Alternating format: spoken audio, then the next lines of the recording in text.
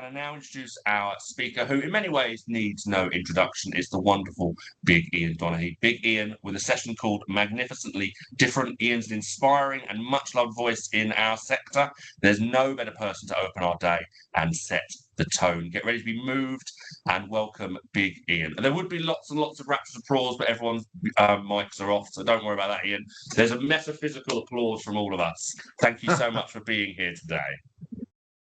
Good morning, everybody. Here you come from my front room, as my wife calls it, the Tyson Fury suite, because it's got an enormous 15-seater settee and a big vulgar television behind it. Okay, so it's like going back to lockdown. I'm wearing a smart top half and I've got shorts on and no shoes. And that's what we all used to do in lockdown. So for those of you who don't know, my name's Ian Donaghy, but nobody can spell it, so I'm just known as Big Ian. The reason I'm known as Big Ian is because I used to be a 400-pound bouncer in the Northeast. I was 28 stone 8, and then I went to train to be a school teacher. And I wanted a lovely job with my degree in a leafy lane school and have a lovely time. And everyone looked at me, and I was 6'3", and I was 28 stone. I wore a big black suit, and I looked like I could kill James Bond. Nobody would give me a job. So my lecturers got in touch and said, we've got the most natural teacher we've ever had, and nobody will touch him because he looks a bit scary. They said, bring him into your special school. I didn't want to do special. That wasn't my plan. But I turned up and I walked in there and there were a load of kids. And they weren't like mainstream school. It was a totally different environment. I thought, what am I doing here? This isn't what I went to university for. And then it got to lunchtime. I thought, I really enjoyed this morning. And then it got to the afternoon. And at the end of the day, the head went, that was brilliant. Will you come back tomorrow? And then will you come back the next day? I was there for 8 years. 8 years. They kept giving me promotions. And I learned more from those children than they ever learned from me. But I fought their corner because what I noticed was there were a lot of teachers there that had been a long time. I said, so what are your class doing today? Oh, they're doing a lesson about history, 1066. We're doing some colouring. I went, okay, what are you doing next? Oh, in maths, we're doing about geometry and we're doing about squares and triangles and hexagons. And they're all going to colour them all in. And then what are you doing next? Oh, we're doing such and such. And then we're going to colour them all in. And I thought, these kids come to school and they don't need a pen. They need felt tips. And I thought, that isn't good enough. Let's not dumb things down. These people deserve the best. So I made sure that my lessons were better, were different, that I wasn't shortchanging. And that was making things absolutely spot on. So for those of you who don't know, my name is Ian Donaghy. I've written books called Dear Dementia. Now, that's got nothing to do with learning disabilities. I wrote a book called The Missing Piece, all about bereavement. That's got nothing to do with learning disabilities. I wrote a book called Pocket Full of Kindness. It's full of stories, many of which from my time working in learning disabilities. And then I've recently written a book called Never Stop Drawing, which is all about neurodiversity and a little boy who has dyslexia and ADHD that's used in 100 schools and is going to be turned into a musical in January 2027. So that's very exciting. But learning disabilities is where I started, special schools. And it was a shock to the system because in one little building, we had everybody living with Down syndrome. We had people with moderate learning difficulties, severe learning difficulties, profound learning difficulties. We had all manner of stuff all under one roof. And we had to be a different me to everyone. So let's think now. And it's kind of hard to think now because I can't see your faces or whatever. But what I want you to think about is, what are you good at? What are you great at? Feel free to write it in the chat what you're good at. And then write what you're rubbish at. Because we're all just a big tapestry of strengths and weaknesses. We've all got stuff wrong with us. We've all got stuff that we can't do, stuff that we find really uncomfortable, makes us anxious. We've all got little things. And remember, we're all rubbish some days and we're all amazing others. And what I would say is go easy on yourself. See, I used to play tennis. And I used to play fat blokes tennis, where I used to run people around. I had a big serve, big forehand, but I had no backhand at all. Nothing. Rubbish. But I knew I didn't have a backhand. And the joy of knowing what you can't do is thinking, right, how do I do the same things differently? So what I would do is I would run round my backhand that was shocking, and then I would hit a really good forehand. And that's what today is about. It's about realizing our strengths and our weaknesses and thinking, right, how do we do things as well as we can, but work with what we've got? See, the thing is, many of you will come home from work and you'll have had a big day and you thought, right, I'm going to go to the supermarket, I'm going to do a big shop. And you'll think, oh, I'm going to do a big shop. I've got plenty of time now. I'll cook a lovely meal tonight. But you are so tired and run out like a dishcloth. You don't do the big shop. You just go home. And then what you do is you open the fridge door and you see what's there. Now, there's no cookbook that's got the ingredients that are in front of you because they're not what you want. You can't make a sherry trifle with flour and water, but you can make a pizza base. So what you do is you look in that thing, and if you haven't got all of the ingredients and you haven't got a teeming fridge full of the most beautiful fresh ingredients, you think, right, I've got some eggs, got some mushrooms, a bit of ham, a bit of cheese. Right, what I'll do is I'll make a really nice omelette. So you've got to be a bit creative with what you've got. And that's what we do with all of us. That's what I did with the children in the special school back in the day. I would think, right, they haven't got the big shop, but let's see what we've got. Let's make something that's so tasty and so wonderful. Because it was my job to show each one of those young people how much they mattered. Now, when I walked into a room, they used to show me how much I mattered, because a lot of their eyes would light up when I walked in the room like they were opening a present, like it was Christmas morning. And I thought, my lessons aren't that good. My lessons aren't that good. But do you know what? I had to be creative. I thought, you deserve a really good lesson. You deserve to have fun here. You deserve to have all your work celebrated on the wall. We need you to do your own displays. So I would always be teaching. I was like Edward Scissorhands. I was always cutting stuff out, making displays. My displays changed all of the time. And that was so good. And the kids loved it. And I loved it. And I felt so excited. And they would come in and say, what are we doing today? What are we doing today? They wanted to learn. Now, some of them had behavioural problems. On their statements back in the day, it said EBD. And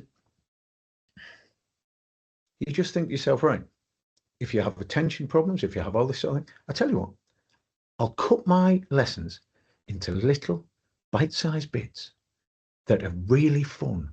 And you don't need to do one big thing. You would see other teachers and they just have big lessons with big, huge amounts of space in it. I go, no, just do this little bit first. And then we're going to do this bit. And should we do this? Right, let's move the classroom around, change everything, do that. So you put down some of the things you're terrible at. Well, I had no backhand. My paperwork is shocking and I hate technology. Today, I have deliberately not used slides because that's something that can go wrong. There's enough to go wrong here, believe me. So what we're going to do is this. I want you to think, how creative are you? See, when it comes to working with people with learning disabilities, creativity is wonderful. It's a gift. See, when I walked into a special school there, I could play guitar. I could pick up a guitar and I could play the songs that were in the charts and they would sing along. I could get on a piano and I could bash out chords, octaves in my left hand, okay, chords in my right, and I could sing, get the kids singing. It was amazing. And I could draw cartoons. And so my displays all looked fun, and all the kids would help, and it would be amazing. They'd all paint, and it would be all creative. It felt exciting. It never felt like school. It felt so much fun. So the language has changed over the years. We had special educational needs, then we have LD, we have learning disabilities, we have learning difficulties, we have additional needs. But once upon a time, all of this was just in a little package in special schools or in special needs departments of mainstream schools, and they're all in little boxes. But the world has changed. The world has been spinning since then. And we are all a lot more aware. So many people used to slip through the net. If you look at people in your family and think, do you know what? Dad's got that. Auntie Sarah's got that. All of these things, we're a lot more aware. Back in the day, a Spectrum was a little computer that you used to play Daley Thompson's Decathlon on. But now we all sort of live somewhere with our quirks and all of our differences and the things that make us us. We really are quite a patchwork. Now, I remember one day I changed the way I looked at everything in learning. I had a young lad I taught all the travelling community in York, and a young lad called Eric came in, and he was effing and jeffing and swearing. And he came to my lesson to do maths. He'd just come from a guy called Chris Wyman's English lesson, and he was absolutely distraught, sweating, crying, upset. And he goes, I don't get it. I don't get it. He says, I go to his lesson for English and he calls it a M. And I come here for maths and you call it a 3. Which is it? You teachers are meant to be clever. And I suddenly had an epiphany and realised that all Eric sees is that. And if it's like that, or if it's like that, and suddenly I thought, it's not how I see the world that matters. I need to step into your world and see how you view it and see if I can help. So that's what I did. And strangely enough, that's what I've done in the world of dementia since leaving teaching. So my lessons had to be better. If the children didn't have an attention span, we make it so it's dynamic, it's lively. We don't work from books particularly. We move all of the desks back. We work on the floor. We go outside into the fresh air. We move things around. We say, right, how are we going to do this? And you make sure that the language you use works.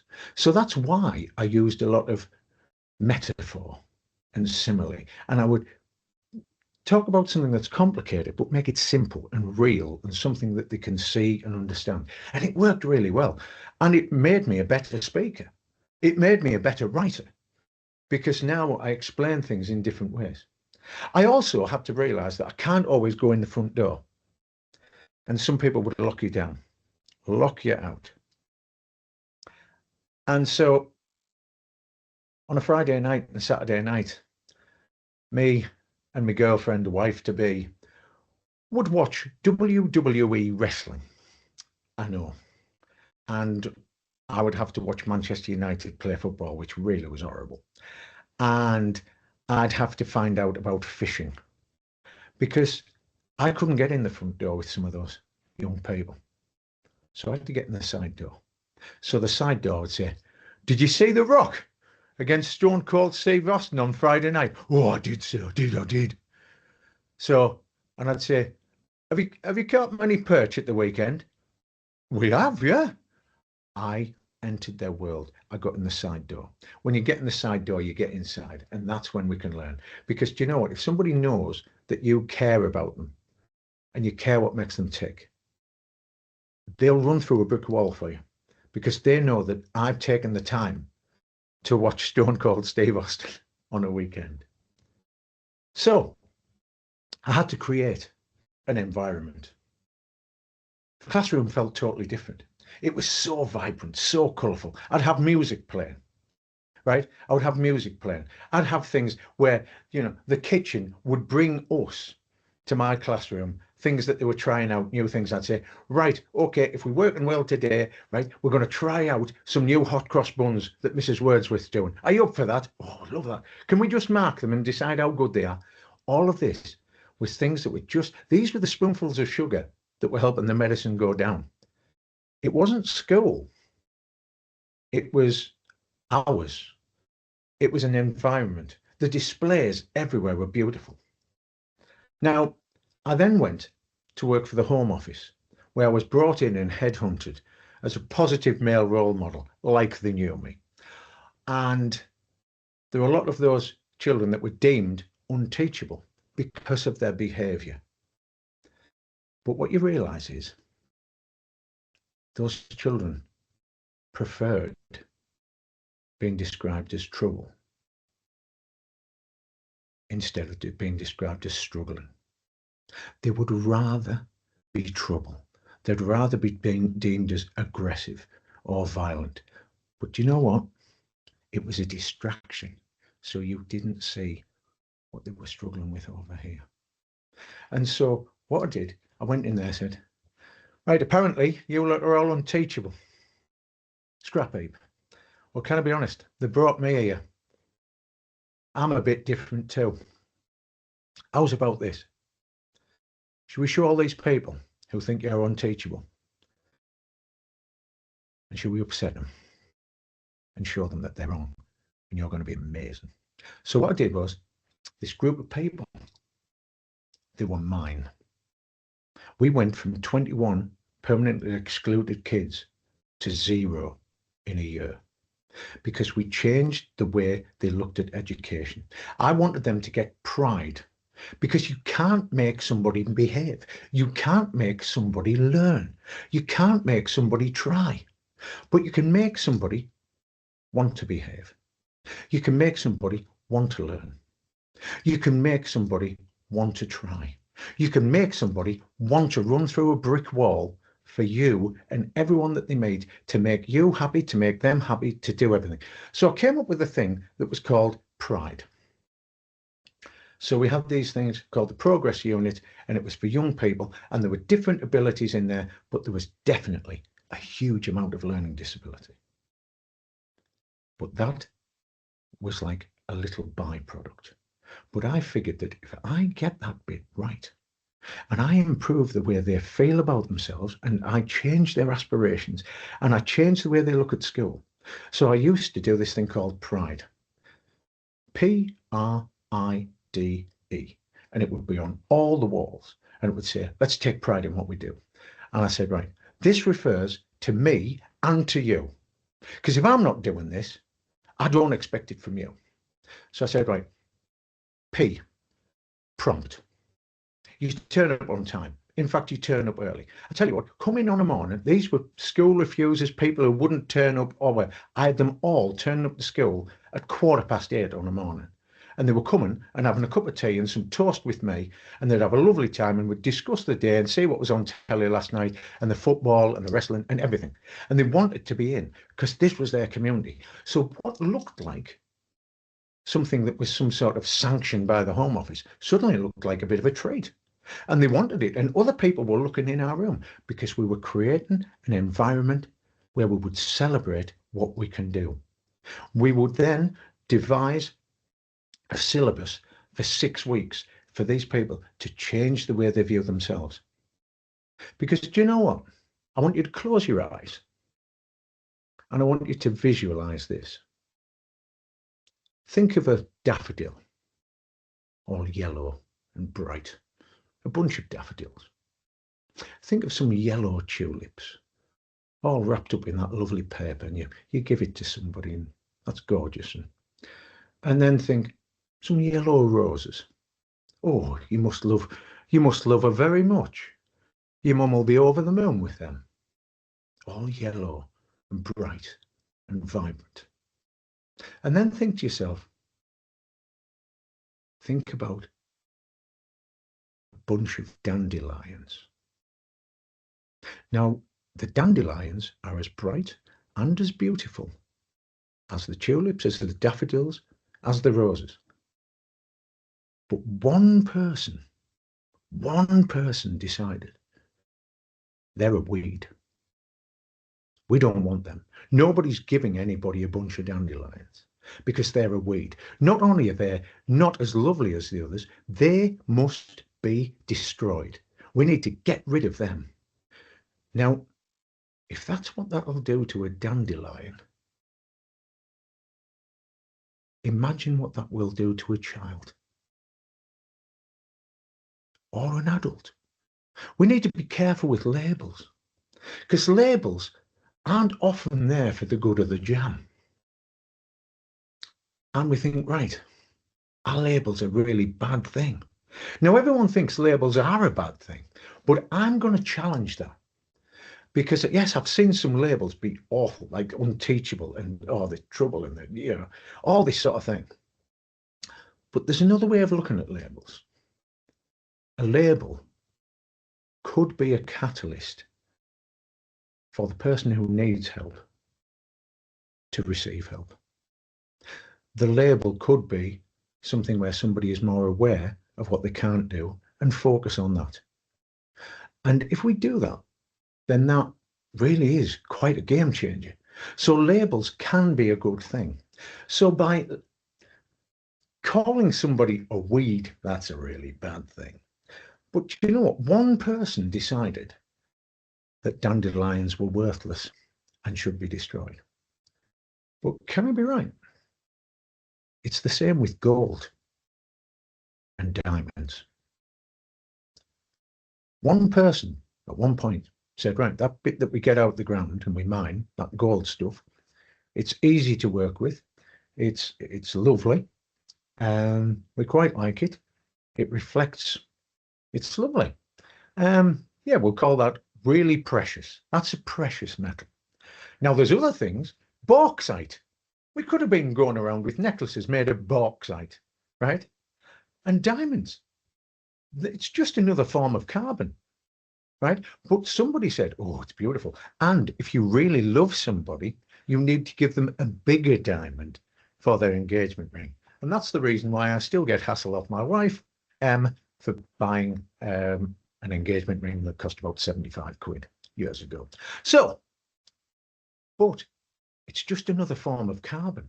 Jewelers, if somebody else had described the form of carbon you want as being valuable and special and show somebody how much they love, jewelers would be full of pencils. They'd be like some graphite shop. So what we need to do, we need to change the narrative. We need to show people what they can do. We need to celebrate what we can do. We need to change the language that we use. And we need to think, what are they struggling with? What do they need to know? School tells you, mainstream school tells you, you have to be a jack of all trades. You have to be everything. And the thing that gets me, and the reason I left teaching, is because school didn't fit. Schools forgot that they were built around the pupils who were inside. And everything got a bit more league table-y.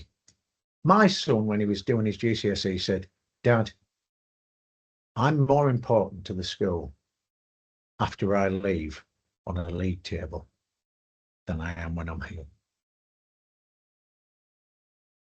And I suddenly realized that the exams that my son did, and you do 9 of them, and you've got to do maths, and you've got to do science, and you've got to do all of this sort of stuff, and you've got 9 of them, you've got to be good at everything.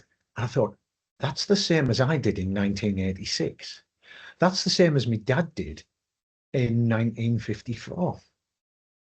And the world's been spinning, and we're not doing things. And I've written this book, and in this book about this little lad, he gets so frustrated, and I based it on a lot of the children who are taught, and he looks at the teacher in the exam with the clacking heels that we all did when you're in the hall, and he looks at the teacher and he goes,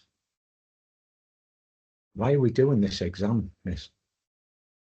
Why are we doing this? What does this tell you about me? Does this exam today show you if I'm kind? Does it show you if I'm a loyal friend? Does it show you that I can solve problems? Does it show you how I am with people? Does it show you that I'm reliable, that I'm a good timekeeper? Does it show you all these things? Does it show you that I've just tried to be good at past? Today is mathematics, non-calculator paper. Miss, when will I ever not have a calculator in my pocket? In the shape of my phone. Today, you're going to ask a question and I've got to write 8 sides about it. In the real world, if somebody has a problem, they come to you and say, can you solve it? They never say, right, I've got a problem. Can you solve this problem? Or can you write it down? No, you have to reply. And in this play, this little lad says, it's pretend, miss. It's like you're trying to stop me, show you what I can do, as opposed to show you what I can do. It's like copy and paste with me in the middle. That's really, really, really simple. So now we're a lot more aware of people's needs. We are so much more aware of people's needs. And I think we're so much more aware of our own needs because we're not good at everything. I remember saying to my dad when I was a little lad, we had a careers day at school and I wasn't brilliant at school. I was quite bright, but I had big gaping holes in my subjects. And he said, what do you want to be? And I said, happy. And I remember the teacher turning her nose up thinking, well, that's a silly answer, but I'll stand by it today. So I went home and I told my dad, I said, what shall I be, Dad? Because everyone wants me to be good at everything. I'm rubbish at RE and I'm rubbish at German. I'm rubbish at English literature. I hate reading books. I hate doing that. And he went, be an astronaut, lad. Or a brain surgeon. Or a road sweeper. But make sure that you're a brilliant astronaut, an excellent brain surgeon, or a wonderful road sweeper. Find something that you love and that you can do and that the world needs. And I remember him saying, tortoise or hare, we all get there in the end. But you've got to find you're there. Now that's for everybody. That's not just for some of the young people that I was teaching in a special school. That's for everybody who's here today. Think where your there is. Think where your destination could be based on the things that are in your fridge. Because you might not have had the big shop that everybody else has. But we're all specialists. We're all specialists in us on what we can do and what we can't. So some of these people who came into my classroom and had lots of missing bits. They had missing pieces in their jigsaw puzzle, but I could see the big picture. It was like playing catchphrase. You could see the bits that were missing and think, well, if I fill them in. There was a young lass called Natalie. She was in the first class I ever taught, and she really struggled with anything that was written down. But I've never seen anybody more phenomenal in a kitchen. Her chef's eye of just measuring stuff out and seeing how much, that thing where people dance and they never count. That's what she had with ingredients. And she'd say, right, we're going to make a cake. You just do this. She just did it. And it was like watching water flow over rocks. So when she left school, she started working in a kitchen in town, in York. And it was a big, busy kitchen. And she was phenomenal. And what they did was they promoted her. But that meant that she had to do other things and teach other people. But she couldn't write. So what she did was she would gather everyone round and say, right, grab your notepads I'm going to show you how we do this. Okay, this is how we do it. This is how it tastes amazing. Right, go there. Right, do me a favor. Tell me how much you've measured there. Tell me how much you've measured there. Tell me how much you've measured there. Right, tell me what we've done. How long have we put it in for in the oven there? What temperature have we done? Can you all write it down so you've all got this? Try it with different amounts, and then you put the amounts, and then you see, taste test and see this. She's doing this with a load of people who are all watching an expert. And none of them have sourced. She can't write. She then devises the recipes. She then devises the menu. That menu then goes daft. She's then running one of the biggest kitchens in York. She's in charge. So one of her team does all the ordering. One of her other team does all the bookkeeping, all of this. And she's overseeing it all. She's doing the same things differently. She's allowing people. She is allowing people to support her. And that magic. The thing is, we're not all amazing at everything. We're all kind of broken biscuits in many ways. We've all got cracks here and there. So the trick is, what you do is you get all those biscuits and you crumble them all up, put them all together, and you make the best cheesecake in the world. And that's what she did. I saw another one of my students, Michelle. There's some kitchens in York who are supporting young people. And she's saying, right, you're going to do this. And she's supporting them to create a real cafe and a real restaurant here and all this. And they're doing it. And they all go to it and they look at it and they go, oh, Michelle showed us how. I said, how have you done this? Michelle showed us. She runs it all. Ian, she's brilliant, is Michelle. And I went, I know she's brilliant. Because my first day as that bouncer who walked into the special school had her listening to me read a story. She really struggled, did Michelle. She's come on to something amazing. None of those people who she supports know that she went to a special school because they're too busy being inspired by her. And, you know, teachers maybe aren't really good inspiration because teachers haven't found things hard. Maybe we need the experts in learning difficulties, in additional needs, or whatever you want to call it, but they're the experts because they know how it feels to be lost. They know how it feels when the board rubber got wiped and you hadn't finished writing it down. They know when the teacher says, any questions? And all they want to ask is, how does the wind work? Or why is it a pair of trousers when there's only one of them? Or why is marmalade given a different name when strawberry jam and raspberry jam is just strawberry and raspberry? And to be honest, marmalade's just orange. Do you know what? They're experts. There are people who were written off at school, like the dandelions, and nobody spotted they were gold. One of my dearest friends is called Nigel. I'm off to do an event today. He runs all my logistics. And he runs all my logistics as a sideline to his fruit and veg business. He used to fall asleep at school because he was up on a night building trailers for market traders with his dad, and he'd fall asleep during the day. And they said, Nigel is a waste of space. He actually was described as a waste of space. His spelling was appalling. He couldn't read particularly well.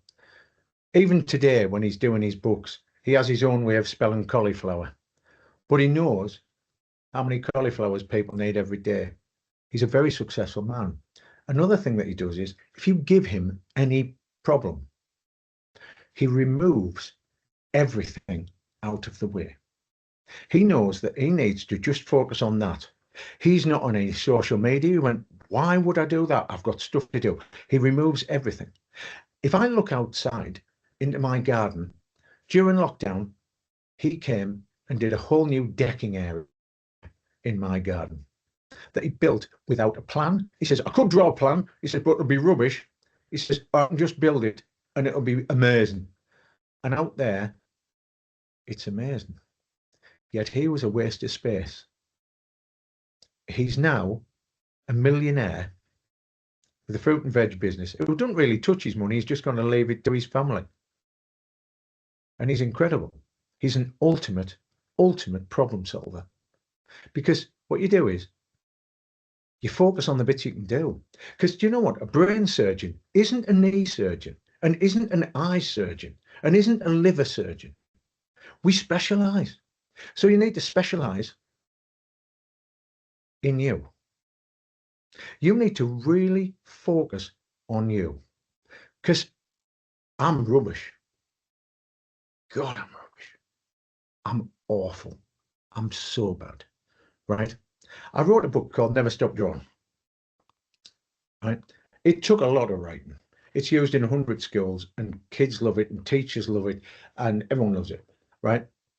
And it's a beautiful thing. It's got all my heart and everything in it. It's, oh, can't even tell you. Beautiful. But I wrote it because I wanted to be a voice of all of the young people I'd ever taught who struggled with dyslexia, who struggled with, you know, not wondering why. Like, for instance, kids used to say things to me. He says, Mr. Bradley said, we're doing about the internal angles of a hexagon, sir, today. Internal angles of a hexagon. And one kid said to me, he went, right, not even bees know that, sir. And all they do is hexagons. And I thought, how true is that? And then my daughter came home from school and she went, Dad, we've been doing Macbeth. I went, go on. And our Annie, you know, is basically, she could have been, you know, she could have had all of the labels, all the diagnosis, and she didn't want any of it. She just wanted to crack on and just power through and do her to the best of her ability. As she says, if somebody asks me the time, right, unless it's an o'clock or a half past or one of the north, east, south and west ones, do us a favour, you're asking at the wrong time, come back in 10 minutes. Because she can't tell the time on a point of clock. She doesn't know left from right. She could never drive a car. Terrible. But she's brilliant with people. She reads situations amazingly. And I remember coming back and talking about Shakespeare and saying, Dad, we're doing about Macbeth. And the teacher asked if there were any questions. And I asked this. So, miss, William Shakespeare wrote this play 450 years ago. She went, yes, yeah. And he never told anybody what he meant.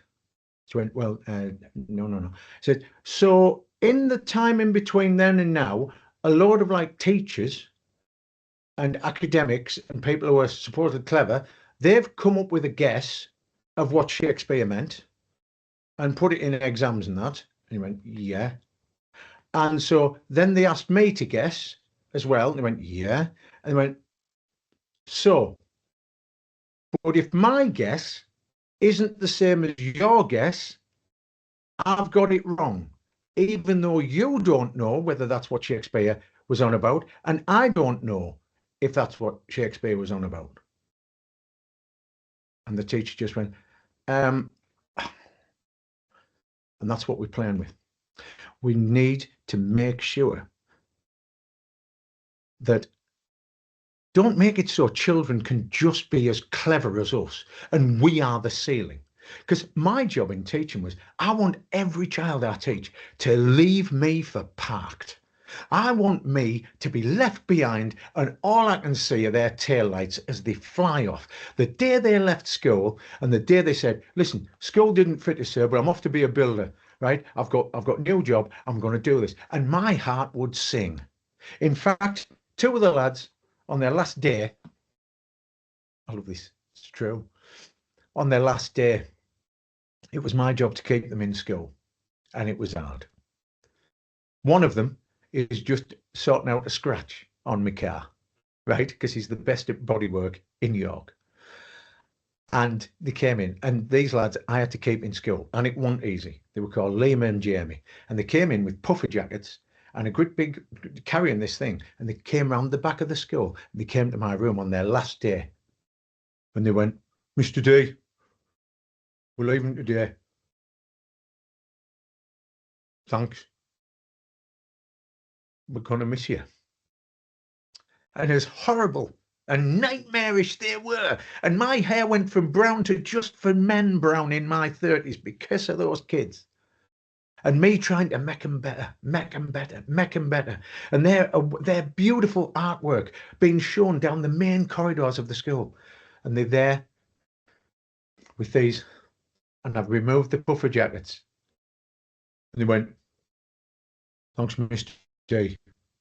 You've been mint." And there were 22 cans of John Smith's bitter. They'd smuggled in 22 cans of John Smith's bitter as a thank you to the bloke who really had their lives for years, but made sure that they stayed there because they were mine. And I went, "Oh, lads, 22 cans, 22 cans. What a bit. 22 cans. Shouldn't that be 24? At which point they both looked and smiled and just went, "Breakfast?" So they just had a can of John Smith's on the way to school. Now, that shows you what happens when you show somebody how much they matter. They show you how much you matter. And what you do is you cry when they leave, even though they've given you white hair. All of these things. So we need to focus on the individual. We need to know our weaknesses. And the thing is, by knowing our weaknesses, that could possibly be our biggest strength. Because whether it's with a child, whether it's somebody in supported living who struggles with measuring out, but you can help them cook. If you can do the bits that they struggle with, and you can make them independent with you instead of dependent on you, then that's it. That's it. Because we're all different, not worse. We're all different, not less. We're just different.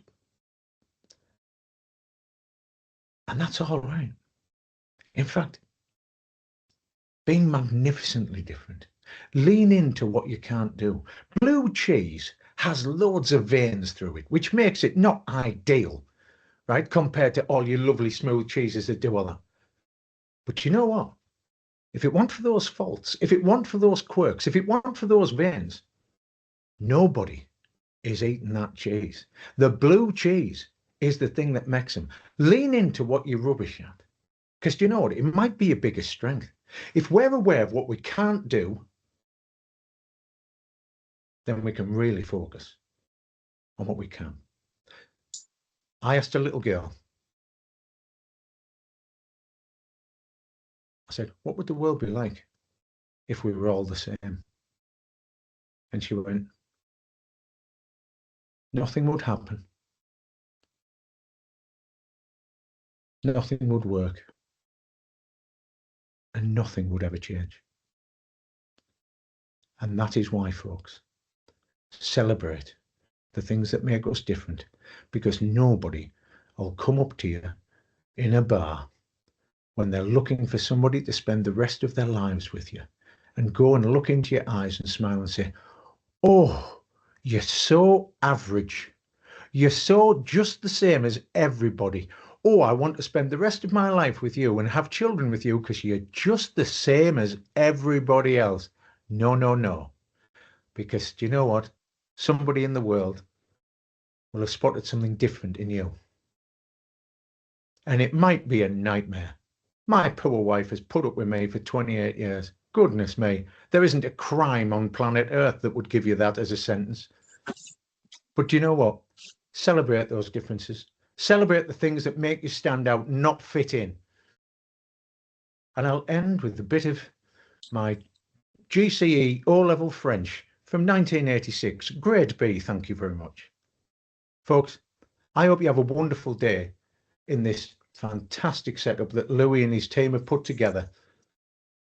I want you to remember these three words: vive La différence, because you are all. Well, my telly's gone off. Magnificent, magnificently different. Thank you very much for your time. Bless your heart. Thank you, Ian. Goodbye.